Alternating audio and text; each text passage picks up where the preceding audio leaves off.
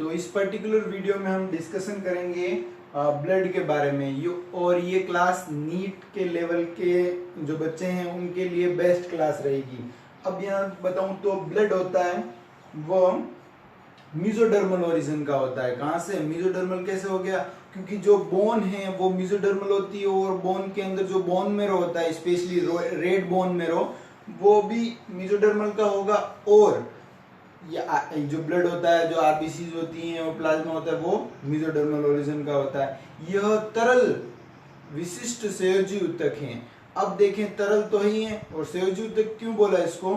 क्योंकि ये एक ऑर्गन होता है, उसको दूसरे ऑर्गन से जोड़ने का काम करता है। हार्ट उसको पंप करता है और वापस ऑर्गन से वापस हार्ट में आता है और फेफड़ों में जाता है। तो यहाँ एक अंग को दूसरे अंग से जोड़ने का काम कर रहा है, इसीलिए इसको संयोजी ऊतक में बांटा गया।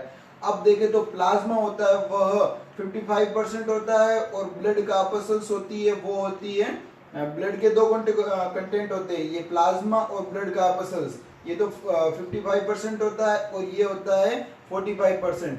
और यहाँ ये जो होता है वो तरल के रूप में पाया जाता है, नॉन लिविंग होता है। और ये होती है ब्लड का आपसल्स होती है वो लिविंग होती है और ठोस होती है। अब यहाँ पर आपको बताऊं तो ब्लड के बारे में, जो ब्लड होता है वो जिसकी पीएच होती है वो 7.4 इसकी पीएच होती है, 7.4 इसकी पीएच होती है। हल्का क्षारीय हो गया। अब देखें तो इसका स्वाद नमकीन होता है और पानी की तुलना में यह भारी होता है। अब यहाँ पर और बताऊं तो ब्लड का जो टेम्परेचर होता है वो 38 डिग्री सेल्सियस होता है, तो ये ध्यान रखना है। और फ़ारेनहाइट में बोले तो 100.4 फ़ारेनहाइट इसका पाया जाता है टेम्परेचर। और इसमें अच्छी बातें बताऊं तो जो आर्टरीज होती है उनमें जो ब्लड की पीएच होती है, जो आर्टरी होती है उनमें ब्लड की जो पीएच होती है वो कम होती है और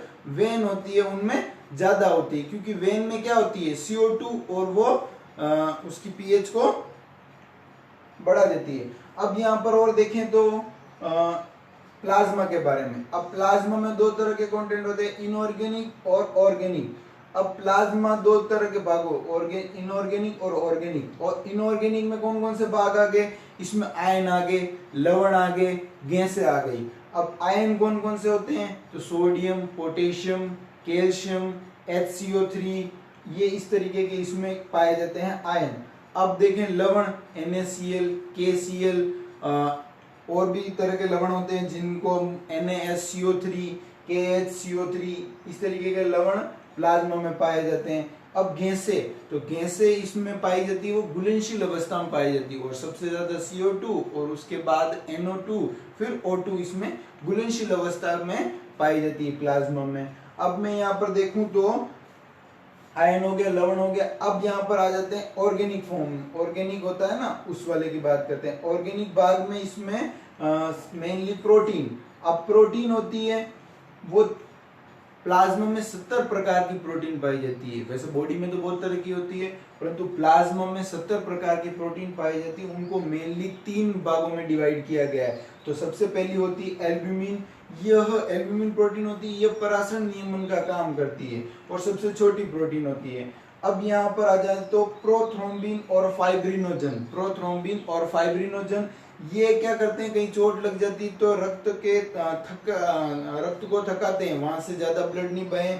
और ये जो चोट होती है उसमें भी जो ऊपर पट्टी आती है वो इनकी वजह से आती है। प्रोथ्रोम्बिन और फाइब्रिनोजन होता है वो फाइबर जैसा बना देता है, कहीं पे भी चोट लग जाती है, कपटी बन जाती है। अब यहाँ पर देखें तो इनका संश्लेषण होता है मैक्सिमम जो होता है वो यकृत में होता है। अब यहाँ पर ग्लोबुलिन प्रोटीन होती है, वो 3 तरह की होती है, अल्फा ग्लोबुलिन, गामा ग्लोबुलिन और बीटा ग्लोबुलिन।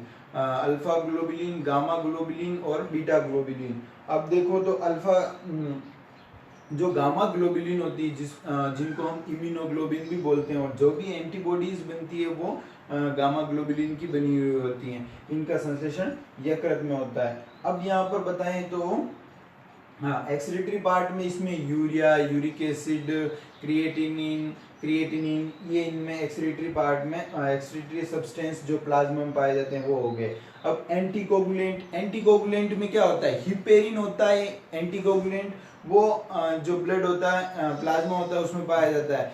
ये क्या करता है कि जो ब्लड होता है उसको ब्लड वेसल्स में जमने से रोकता है, जो भी वेसल्स होती है और ब्लड को जमने से रोकता है। तो हिपेरिन जो एंटीकोगुलेंट होता है वह ह्यूमन बॉडी में पाया जाता है। अब यहाँ पर लाइसोजाइम एंजाइम भी होता है जो प्लाज्मा में पाए जाते हैं, और भी बहुत सारे के जो एंजाइम होते हैं वो पाए जाते हैं।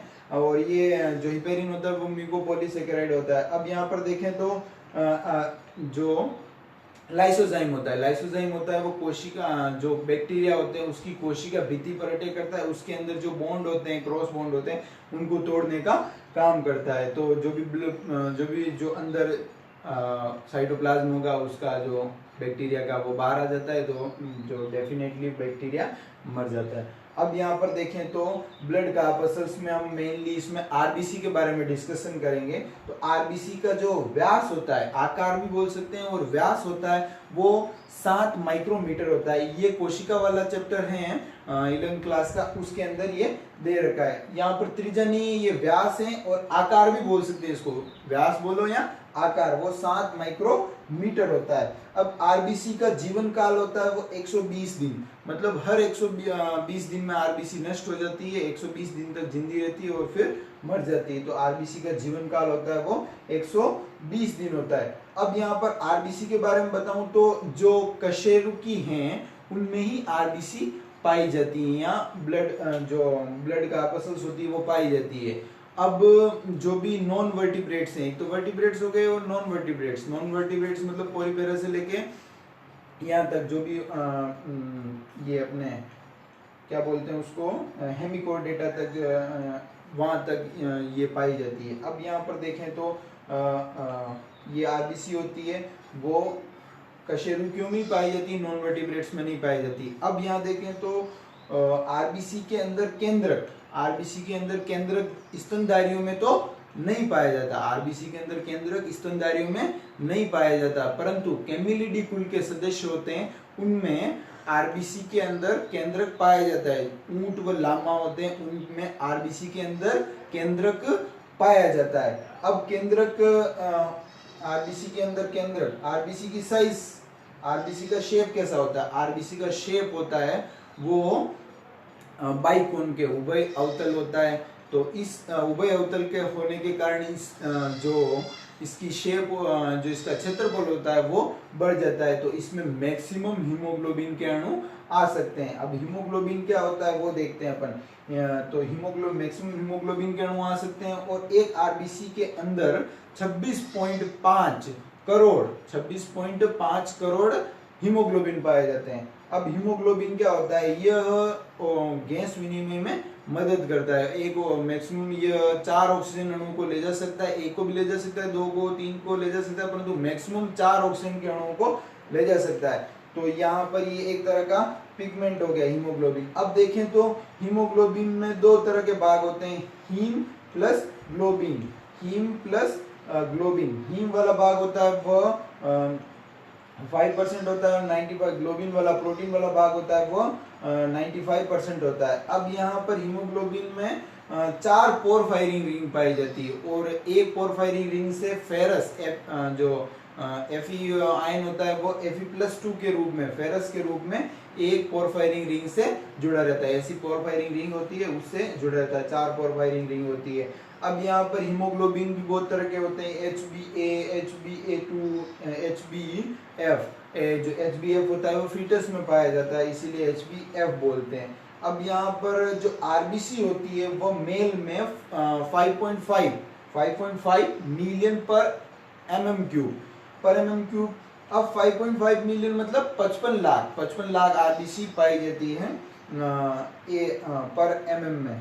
अब देखें mm क्यूब में, ठीक है। और फीमेल में 4.5। अब 10 लाख का अंतर क्यों आया, क्योंकि इनमें मेंस्ट्रुअल साइकिल में रक्तस्राव होने के कारण हर महीने काफी ब्लड लॉस होता है। और बताऊं तो इनकी जो हड्डियों का शेप होता है वो भी छोटा होता है, तो उसमें कम आरबीसी बन पाती है। अब यहाँ पर देखें तो बेबी होते हैं उनमें 6.8 मिलियन पर mm आरबीसी पाई जाती है।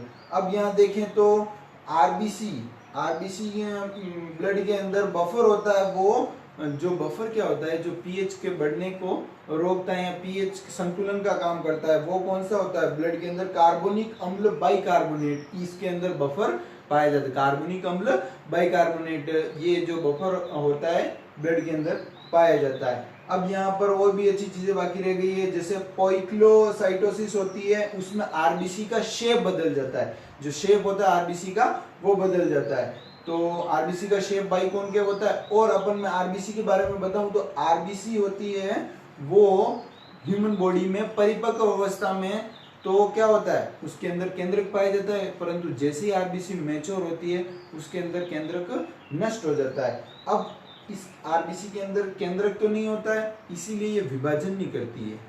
अब देखें तो जो ब्लड होता है उसको सूडो कनेक्टिव टिश्यू क्यों बोलते हैं, सूडो कनेक्टिव ब्लड होता है उसको सूडो कनेक्टिव टिश्यू क्यों बोलते हैं, क्योंकि इसके जो भी इसमें विभाजन की क्षमता नहीं होती, केंद्रक नहीं होता, तो विभाजन कैसे होगा, विभाजन की क्षमता नहीं होती है, और इसमें किसी भी तरह के फाइबर नहीं पाए जाते हैं, इसीलिए ये सूडो कनेक्टिव टिश्यू कहते हैं। जो भी कनेक्टिव टिश्यू होते हैं उनमें फाइबर होने चाहिए, वो डिवीजन करने चाहिए, उनकी अलग उनके फीचर्स होते हैं, वो इसमें नहीं पाए जाते, इसीलिए इसको सूडो कनेक्टिव टिश्यू बोलते हैं। अब यहाँ पर एक चीज और बाकी रह गई, एनीसाइटोसिस होती है, उसमें आरबीसी की साइज होती है, शेप और साइज में अंतर है, ठीक है, साइज वो अलग असामान्य हो जाती है, ठीक है। तो अब यहाँ पर पॉलीसाइथेमिया होता है, उसमें आरबीसी का नंबर बढ़ जाता है, पॉलीसाइथेमिया होता है उसमें आरबीसी का नंबर बढ़ जाता है, उसको पॉलीसाइथेमिया बोलते हैं। एनीमिया तो जानते हो, आरबीसी की संख्या कम हो जाती है, पर्निशियस एनीमिया, बहुत तरह के एनीमिया होते हैं, तो आरबीसी की संख्या कम हो जाती है। और मैं यहाँ पर और भी अच्छी बात बताऊं तो आरबीसी का कब्रिस्तान होता है, उसको स्प्लीन होती है, प्लीहा, उसको आरबीसी का कब्रिस्तान बोलते हैं, क्योंकि जो भी आरबीसी नष्ट होती है तो वो वहाँ आती है, ठीक है, वो जो भी डिसॉल्व होने के लिए वहाँ आती है। अब ये इस चैप्टर इसमें और भी कुछ बाकी रह गया है तो वो आप देख लेना। Thank you very much watching this video.